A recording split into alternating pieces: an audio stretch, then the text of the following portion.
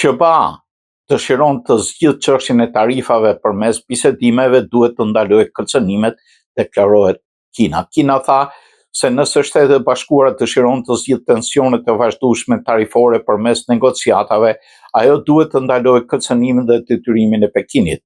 Nëse SBA-ja vërtet dëshiron të zgjidhë çështjet përmes negociatave, ajo duhet të ndalojë kërcënimet dhe detyrimet dhe të angazhohet në bisedime me Kinën bazuar në parazi, respekt të ndërsjellë dhe reciprocitet, u tha gazetarëve në Pekin, sipas Global Times, zëdhënësi i Ministrisë së Jashtme kineze, Go Jiakun.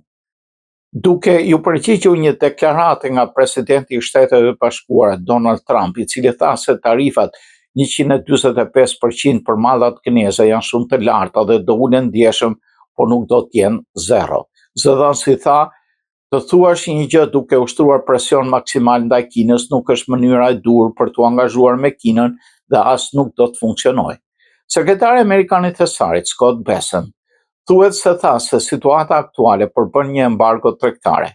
Ai shtoi se shkëputja nga Kina nuk është objektivi i Washingtonit dhe tha se të dy vendet potencialisht mund të arrijnë një marrëveshje gjithëpërfshirëse brenda 2 ose 3 viteve.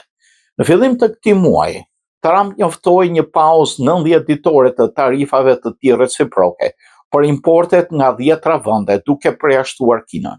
Në vend të kësaj, administrata e tij ka përshkallëzuar konfliktin tregtar me Pekinin, duke rritur tarifat e importit për mallrat kineze deri në 145%.